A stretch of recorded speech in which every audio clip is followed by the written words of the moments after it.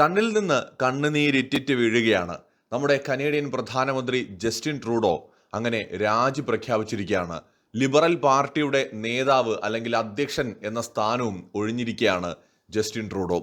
Canadian prime minister ട്രൂഡോയുടെ ഇപ്പോഴത്തെ പുറത്താകല് വളരെ പ്രധാനപ്പെട്ട ഒരു സംഭവമായിട്ടാണ് പൊതുവെ ലോകത്ത് നിരീക്ഷിക്കപ്പെടുന്നത്. അതിന്റെ പ്രധാന കാരണം ട്രൂഡോയുമായി ബന്ധപ്പെട്ട് ഒരുപാട് വിവാദങ്ങൾ അടുത്ത കാലത്ത് ഉണ്ടായിട്ടുണ്ട്. വിശേഷിച്ച് ഇന്ത്യ കാനഡ ബന്ധം വളരെ മോശമാവുന്നതിൽ ജസ്റ്റിൻ ട്രൂഡോ വഹിച്ച പങ്ക് വളരെ വലുതാണ്. ഇന്ത്യയിലെ കർഷക സമരത്തിൽ അനാവശ്യമായിട്ട് അഭിപ്രായം പറഞ്ഞ് ഇടപെട്ടും ഖാലിസ്ഥാൻ തീവ്രവാദികളെ സപ്പോർട്ട് ചെയ്തും ഇന്ത്യക്കെതിരായിട്ട് അവർ നടത്തുന്ന അതിക്രമങ്ങളെ കണ്ടില്ലെന്ന് നടിച്ചിട്ടും അതോടൊപ്പം തന്നെ ഇന്ത്യൻ എംബസികളുടെ മുമ്പിൽ പോലും ഇന്ത്യൻ പതാകയെ അപമാനിച്ചുകൊണ്ടും ഇന്ത്യയുടെ പ്രധാനമന്ത്രി, ഇന്ത്യയുടെ കൾച്ചർ ഇതിനെയൊക്കെ അപമാനിച്ചിട്ട് അതുപോലെ തന്നെ ഇന്ത്യയുടെ എംബസി ഉദ്യോഗസ്ഥരെ ആക്രമിക്കാൻ ശ്രമിച്ചു. അങ്ങനെ വലിയ പ്രശ്നങ്ങൾ ഖാലിസ്ഥാൻ ഭീകരവാദികൾ ഉണ്ടാക്കിയപ്പോഴൊക്കെ ട്രൂഡോയുടെ പ്രതികരണം തണുത്ത രീതിയിലായിരുന്നു.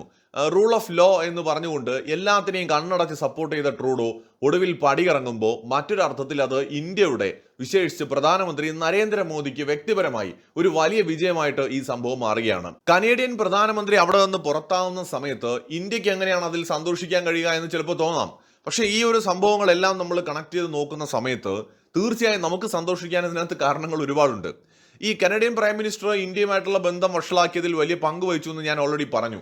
ഈ നിജ്ജാറിന്റെ കൊലപാതകവുമായി ബന്ധപ്പെട്ട് ട്രൂഡോ പറഞ്ഞത് എന്താണ്? ഇന്ത്യൻ ഏജൻസികൾക്ക് പങ്കുണ്ട്, ഇന്ത്യൻ ഏജൻസികളാണ് അദ്ദേഹത്തെ വധിച്ചത്, കനേഡിയൻ മണ്ണിൽ ഒരു തരത്തിലുള്ള വിദേശ രാജ്യങ്ങളുടെ പ്രവർത്തനങ്ങളെയും ഞങ്ങൾ അനുവദിക്കില്ല എന്നൊക്കെ അദ്ദേഹം വലിയ വീമ്പ് പറയുകയും ഒക്കെ ചെയ്തു. നിജ്ജാർ വധിക്കപ്പെട്ടു, പല ഭീകരവാദികൾക്കും നേരെ അവിടെ ആക്രമണങ്ങൾ ഉണ്ടായിട്ടുണ്ട്, പലരെയും വധിക്കാൻ ശ്രമിച്ചിട്ടുണ്ട്. അതിന്റെയൊക്കെ പിന്നിൽ ഇന്ത്യൻ ഏജൻസികളാണ് എന്നും ഫൈവ് ഐസിലെ ഏതോ ഒരു രാജ്യം തങ്ങൾക്ക് ഇത് സംബന്ധിക്കുന്ന കൃത്യമായിട്ടുള്ള ഇന്റലിജൻസ് ഡേറ്റാസ് കൈമാറിയിട്ടുണ്ടെന്നൊക്കെയാണ് ട്രൂഡോ പറഞ്ഞത്. കാനഡയുടെ ഈ ലിബറൽ പാർട്ടിയെ നമുക്ക് അമേരിക്കയുടെ ഡെമോക്രാറ്റുകളായിട്ട് താരതമ്യപ്പെടുത്താം. ഏതാണ്ട് ഈ രണ്ട് പാർട്ടികളും ഒരമ്മ പെറ്റ അളിയന്മാരെ പോലെയാണ്. കാരണം അത്രയും അവർ തമ്മിൽ ഭയങ്കര യോജിപ്പാണ്. അപ്പോൾ ട്രൂഡോയുടെ പുറകിൽ നിന്ന് കളിച്ചിട്ടുണ്ടാവുക ഡെമോക്രാറ്റുകൾ തന്നെയാണ്. പറഞ്ഞു വരുന്നത് നമ്മുടെ ജോ ബൈഡൻ, അതുപോലെ തന്നെ ജോർജ് സോറസ്, അതുപോലെ തന്നെ ഹിലരി ക്ലിന്റൺ, ഒബാമ, ഇവർക്കൊക്കെ ഈ കളിയിൽ വലിയ പങ്കുണ്ട്. കാരണം ഫൈവ് ഐസിലെ ഒരു രാജ്യം ഈ ഡാറ്റാസ് കൊടുത്തു എന്ന് പറയുമ്പോൾ മിക്കവാറും അത് US ആവാനാണ് സാധ്യത.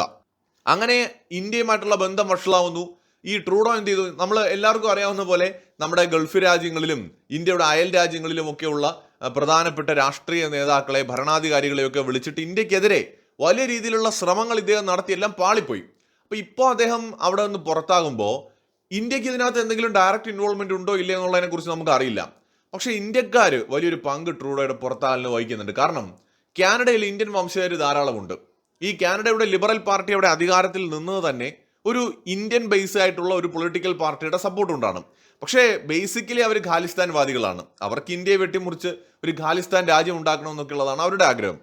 പക്ഷേ എന്തുകൊണ്ടാണെന്നറിയില്ല, അവസാന നിമിഷം ട്രൂഡോയ്ക്കുള്ള സപ്പോർട്ട് ആ ഒരു ഇന്ത്യൻ വംശജർ കൂടുതലുള്ള ഖാലിസ്ഥാൻവാദികളായിട്ടുള്ള ആൾക്കാർ കൂടുതലുള്ള പൊളിറ്റിക്കൽ പാർട്ടി പിൻവലിക്കുകയാണ്. ആ പാർട്ടിയുടെ നേതാവ്, NDP എന്ന് പറയുന്ന പാർട്ടിയുടെ നേതാവ് എന്ന് പറയുന്നത് ജഗ്മീത് സിംഗ് ആണ്. ഈ ജഗ്മീത് സിംഗ് എന്ന് പറയുന്നത് ഒരു ഖാലിസ്ഥാൻ വാദി ആണെങ്കിലും ഈ ന്യൂ ഡെമോക്രാറ്റിക് പാർട്ടി എന്ന് പറയുന്ന ഇന്ത്യൻ വംശജർ പൊതുവെ സപ്പോർട്ട് ചെയ്യുന്ന ഈ പൊളിറ്റിക്കൽ പാർട്ടി സത്യത്തിൽ എല്ലാത്തരം ആളുകളും ഉള്ള ഒരു പാർട്ടിയായിരുന്നു. പക്ഷേ ഈ ട്രൂഡോയുടെ കാലത്ത് കൂടുതലും ഖാലിസ്ഥാൻ വാദം സംസാരിക്കാനാണ് ജഗ്മീത് സിംഗ് തയ്യാറായത്. ട്രൂഡോയും അങ്ങനെ തന്നെയായിരുന്നു.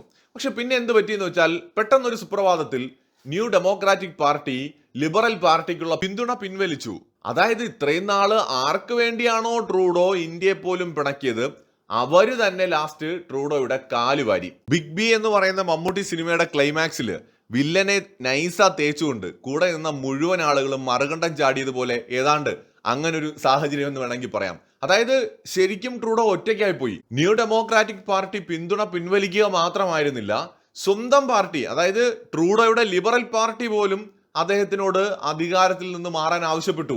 ആരുടെയും സപ്പോർട്ടുള്ള MP-മാരും ഇല്ല കൂടെ. അങ്ങനെ സത്യം പറയാൻ കരഞ്ഞു പിഴിഞ്ഞ് കണ്ണീന്നിങ്ങനെ മട കണ്ണുനീരൊക്കെ ഒഴുകുന്നുണ്ടായിരുന്നു നമ്മുടെ ട്രൂഡോ സംസാരിച്ചപ്പോ. കാരണം വളരെ വൈകാരികമായിട്ടാണ് ആള് പടിയിറങ്ങുന്നത്. നാണക്കേടായി പോയി.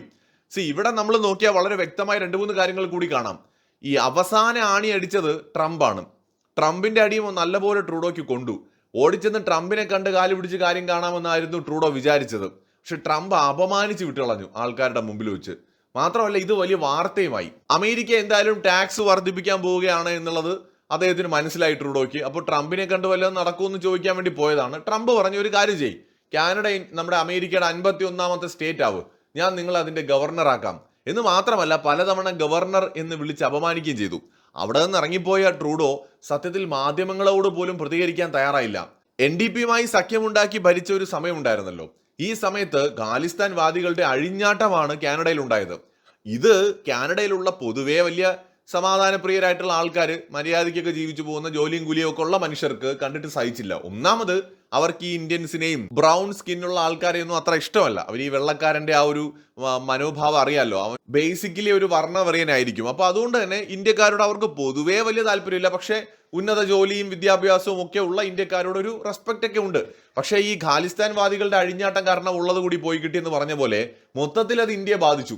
അപ്പൊ എന്ത് പറ്റി, ഈ അവിടെയുള്ള കനേഡിയൻ ആയിട്ടുള്ള ആൾക്കാരും പ്രത്യേകിച്ച് യൂറോപ്യൻസ് എന്ത് ചെയ്തു എന്ന് വെച്ചാൽ, ഈ ട്രൂഡോ കാരണമാണ് നമ്മളെ നാട് ഈ ഗതിയിലായത്, ഇതിപ്പോ മുഴുവൻ സിഖുകാരുടെ രാജ്യം പോലെ ആയിപ്പോയില്ലേ എന്നൊക്കെ പറഞ്ഞിട്ട് അവർക്ക് വളരെ വലിയ രീതിയിൽ ഈ ട്രൂഡോയുടെ അവർക്കും അമർഷമായി. എല്ലാ രീതിയിലും അങ്ങനെ ട്രൂഡോ ഒറ്റപ്പെട്ടു. അപ്പൊ ഇതിന്റെ പിന്നിൽ പല കളികളുണ്ടാവും.